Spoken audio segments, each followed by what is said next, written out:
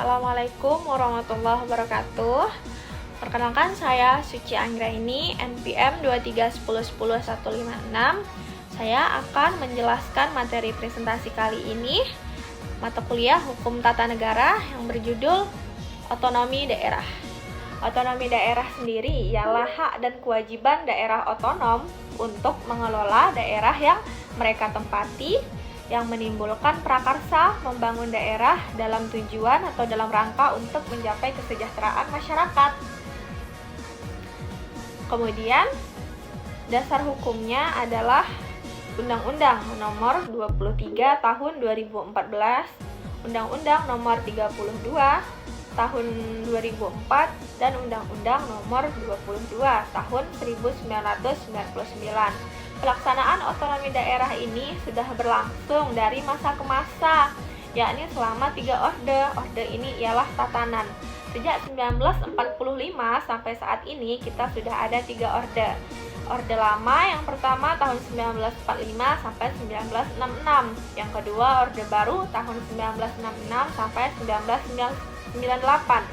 Selanjutnya orde reformasi yakni 1998 sampai saat ini atau sekarang.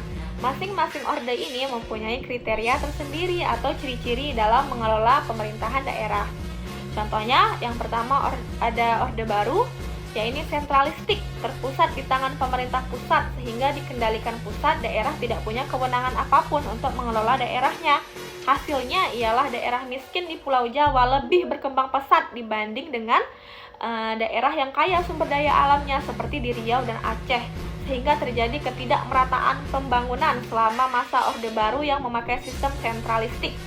Lalu ada namanya desentralisasi, ialah kebalikan dari sentralisasi yang memberi wewenang daerah untuk mengurus daerah mereka sendiri melalui prinsip otonomi daerah.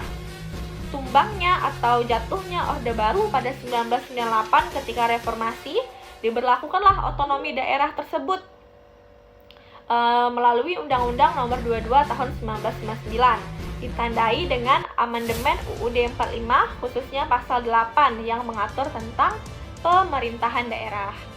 Seluruh urusan diberikan kepada daerah setempat atau daerah provinsi kepada daerah tersebut kecuali urusan tertentu yang memang menjadi kewenangan dari pusat. Sekarang dibalik berdasarkan UUD Nomor 23 Tahun 2014, otonomi luas berada di kabupaten sedangkan otonomi terbatas berada di tingkat provinsi.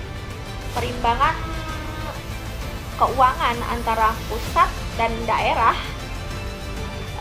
menggunakan prinsip desentralisasi berjalan dengan baik. Daerah mendapat hak sumber daya alam mereka yang selama ini dinikmati oleh pusat, yaitu DAK atau DAK khusus atau DAU, ya ini umum. Dulu kita hidup dari belas kasihan pusat, namun sekarang kita mendapatkan sumber daya alam kita setelah menipis. Mengapa harus ada otonomi daerah? Nah, otonomi daerah ini harus ada karena alasannya sebagai wujud dari perubahan paradigma yang selama ini bersifat sentralisasi berubah menjadi desentralisasi. Yang kedua, sebagai wujud pelaksanaan UUD, khususnya pasal 18. Kemudian yang ketiga, agar daerah dapat meningkatkan pelayanan dan kesejahteraan kemakmuran dari masyarakat, sehingga diselenggarakanlah azas desentralisasi atau penyerahan. Selanjutnya ialah keuangan daerah. Keuangan daerah merupakan segala bentuk kekayaan daerah yang dapat dinilai dengan uang, dijadikan milik daerah tersebut sehubungan dengan pelaksanaan otonomi daerah. Dasar hukum dari keuangan daerah yaitu terdapat dalam pasal 23A Undang-Undang 1945 yang menegaskan bahwa pajak dan pungutan lain bersifat memaksa untuk kepentingan negara yang diatur dengan undang-undang. Selama ini dikelola oleh daerah dan telah ditetapkan oleh undang-undang. Maka jika tidak sesuai undang-undang, maka hal tersebut dianggap sebagai ilegal. Yang kedua, pasal 18 ayat 5 UUD 1945 menegaskan bahwa Pemda menjalankan otonomi seluas-luasnya kecuali pada urusan pemerintahan yang oleh undang-undang ditentukan oleh urusan pusat.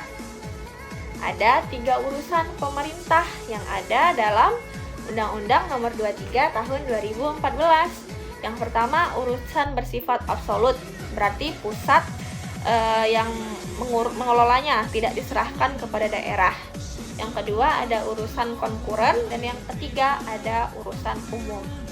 Undang-Undang Nomor 33 Tahun 2004 tentang keuangan pusat dan daerah, Undang-Undang Nomor 25 Tahun 1999 diubah menjadi Undang-Undang Tahun 2004. Sumber dari keuangan daerah atau pendapatan asli daerah rata-rata 15-20% total APBD, anggaran pendapatan belanja daerah. Transfer dana dari pusat ke daerah ada 3 komponen. Yang pertama ada dana alokasi umum, kita kenalnya dengan DAU atau DAU. Lalu dana bagi hasil atau DBH. Yang ketiga, dana alokasi khusus atau DAK untuk pembangunan fisik maupun non-fisik. Selanjutnya, bagi daerah khusus ada dana insentif fiskal dan ekonomi khusus seperti Aceh dan Papua. Pertama ada pajak daerah, yang kedua ada retribusi daerah, ketiga ada hasil pengelolaan kekayaan daerah yang dipisah, lain-lain PAD yang sah seperti hibah, pinjaman, atau pendapatan lain yang sah menurut undang-undang. Dalam format penyusunan APBD ada 2 mode. Yang pertama, mode surplus, selanjutnya ada mode defisit. Belanja daerah sebenarnya boleh saja lebih besar daripada pendapatan asal ada jaminan untuk menutupinya. Struktur dari anggaran pendapatan belanja negara atau APBD, pertama ada pendapatan, yang kedua ada belanja, yang ketiga barulah pembiayaan. Komponen biaya di daerah, yang pertama ada penerimaan dan yang kedua adalah pengeluaran. Berikutnya ialah pemerintahan daerah. Pemerintahan di daerah ini ada 2 institusi daerah untuk menetapkan suatu peraturan. Yang pertama adalah kepala daerah, yang kedua adalah DPRD, yakni mereka diberi kewenangan. Peraturan lain adalah kewenangan dari kepala daerah. Yang pertama, Perda, peraturan daerah, petunjuk pelaksana Perda. Yang kedua, peraturan kepala daerah, berarti dibuat oleh gubernur, bupati, maupun wali kota. Kewenangan yang diberikan dalam rangka melaksanakan otonomi daerah dan tugas pembantuan. Ada 3 azas dalam pemerintahan daerah. Yang pertama, desentralisasi, yang kedua, dekonsentrasi, dan yang ketiga adalah tugas pembantuan. Hak usul pengajuan RPD bersumber dari 2 pintu. Yang pertama, kepala daerah kepada DPRD, yang kedua DPRD. Masing-masing anggota memprakarsai hak usul pembentukan rancangan. Disampaikan inisiator kepada pimpinan DPRD minimal 5 orang untuk membuat rancangan undang-undang. Perda dan peraturan kepala daerah lainnya, hanya kepala daerah yang bisa membuat atau menindaklanjuti peraturan tersebut. Batasan mengenai perda dan peraturan kepala daerah, maka sudah ada undang-undang yang mengaturnya. Hak uji material adalah hak untuk menguji muatan peraturan perundang-undangan berisi norma atau kaidah, disebut juga dengan judicial review atau hak uji material. Peraturan daerah terhadap peraturan pemerintah dan undang-undang yang di atasnya dapat diujikan ke MA atau Mahkamah Agung.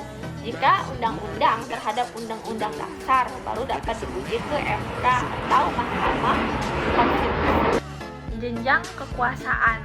Yang pertama ada UUD 1945, yang kedua TAP MPR, yang ketiga Undang-Undang atau Perpu, peraturan pemerintah pengganti undang-undang, keempat PP, peraturan pemerintah, kelima peraturan presiden, yang keenam baru peraturan daerah provinsi atau kota.